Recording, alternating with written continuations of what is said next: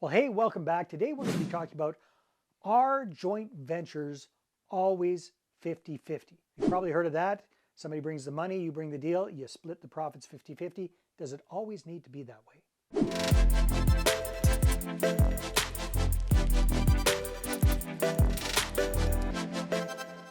So in today's video, we're going to deep dive into, do joint ventures always need to be 50-50? We're going to be talking about the greed gland, when 50-50 makes sense, when it could be less, when it could be more, and what, based on my experience, knowing what I know now, what I would do differently with my initial joint venture deals. That's what we're talking about. Okay, so the first thing when it comes to 50-50 JVs that we have to look at is generosity versus greed.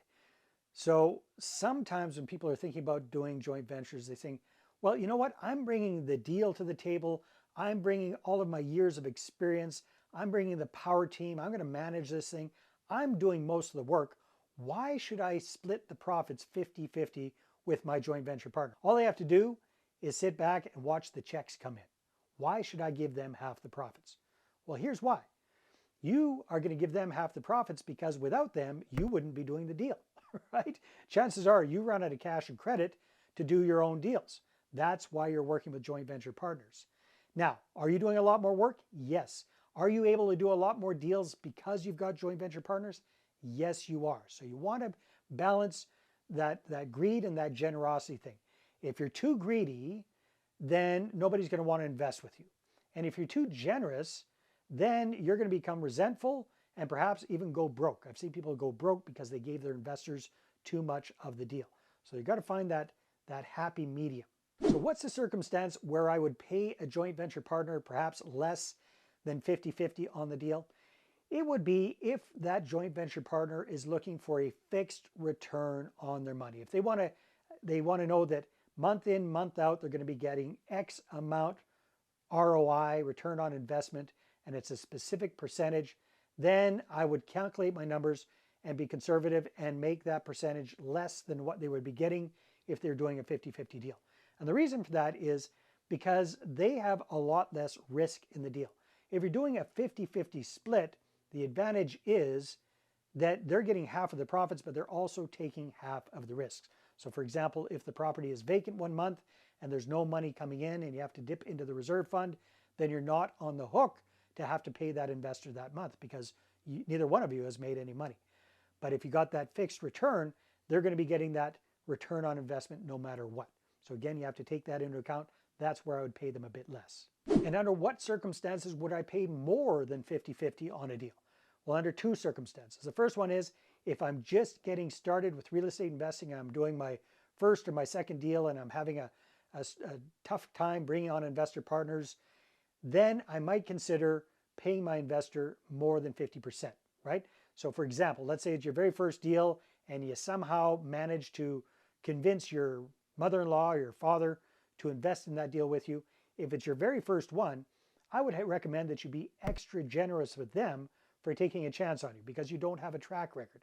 But then once you've got that track record, you've got even just one deal under your belt, now you can move forward and do 50-50 type deals moving ahead because you've got something to point to as proof of concept.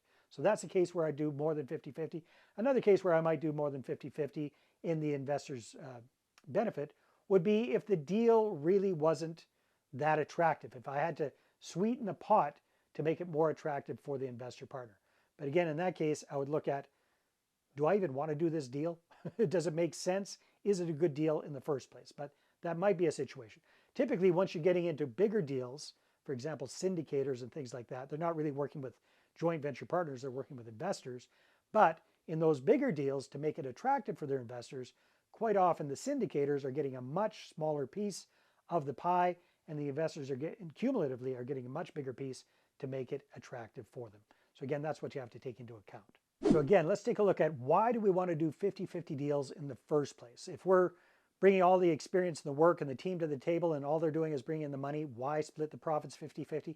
Lots of reasons. So first reason, like we talked about, it's a way for you to be able to scale and do a lot more deals. You're making it very attractive for your investor partners. So instead of just being able to do 1 or 2 deals on your own financial steam, now you can do 10, 20, 30, 40 deals doing 50-50 with your investor partners. I don't know about you, But I'd far rather have 50% of 10 deals or 20 deals than 100% of one deal. Does that make sense? So it's a way for you to grow and scale very, very quickly. The other reason 50-50 is good is because if you're doing good deals, you're going to be getting your investors a way better return on their money than they could do anywhere else. So why is that a benefit for you? Because if you're generous with your investors and they're really happy with the returns they're getting, number one, they're going to reinvest with you. Why wouldn't they, right? And number two, you're going to get testimonials. And number three, you're going to get referrals to their friends and their associates, right? That's how you're able to scale things and get a lot more joint venture partners on board. So you want to be generous that way to get them excited and keep them happy. The other reason you want to do 50-50 is it really lowers your risk. That's right. You're being generous, but at the same time, you're lowering your risk because you're only sharing the profits when there are profits. So for example, like we talked about, if you've got a rental property and it's vacant 1 month, you're not on the hook to pay out your investor partners that month. You haven't made any money, they haven't made any money. You're both making money when the property is profitable. That lowers your risk significantly. And the fourth reason you want to do joint ventures this way and do 50-50 splits is because it's just so much easier to explain to somebody, right? You show them how the deal works and you explain, hey, I'm bringing all of this to the table. I'm bringing the deal. I'm bringing the team. I'm bringing my years of experience. I'm bringing the management. I'm bringing all of this. You're bringing the capital and you're covered first. And then we are sharing the profits 50-50. Very easy to explain. People can get their heads around that very quickly. So what are some other options besides a 50-50 split? Well, anything that makes sense. So like we were talking about with the bigger deals, it might be a 70-30 split in the benefit of your investor partners to make it more attractive for them. It could be as much as 80-20 in their benefit, depending on the size of the deal. It could be less, depending on if you're bringing some money to the table. So for example, if you're putting in some of the money towards the down payment and renovations, and your investor partners bring in the rest of the money, then it should be more in your favor because you've got financial skin in the game. The other way it could be different is if they're looking for a fixed return on their money. In that case, you could be paying them a specific percentage. So it could be 8%, 9%, 10%, whatever makes sense for you and is attractive for them. So there's all sorts of different ways. It all depends on what you want to do. So the way I learned that doing 50-50 joint ventures is the best way to go for me, especially for smaller deals, single family home type deals, is because back in the day when I was doing single family home deals, I set things up so that I was paying my investors an attractive fixed return on their money. So they bring in the money, they bring in the credit to buy the property, and then I offered them 12.65% return on their money annually. How did I come up with that number, 12.65%? It sounded good. It looked good. It wasn't just a round number, 10%. It sounded like I put a lot of time and effort and thought and calculations into coming up with that number. Really, I just kind of pulled it out of the air. I'd kind of done my numbers and figured out, yes, I could pay that out without too much of a stretch. So that worked very, very well as long as the deal was working. But here's the challenge. The market went down on me. And at that time, I was doing a rent-to-own kind of a strategy that really required market appreciation. It was a bit of a speculative type strategy. It required market speculation in order for me to really make any money. So I had some of these deals and they kind of stopped working and we had tenants moving out and I had some downtime before I could get new tenants into those properties. Well, guess what?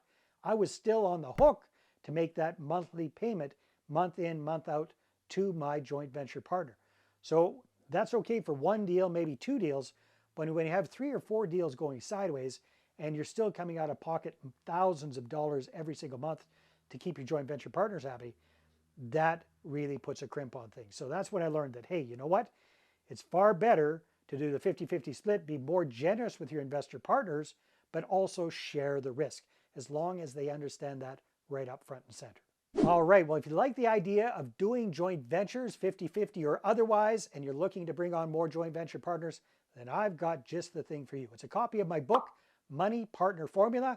You can get it for free. All you have to do is click on the link in the description below or go to investorattractionbook.com and get your copy today.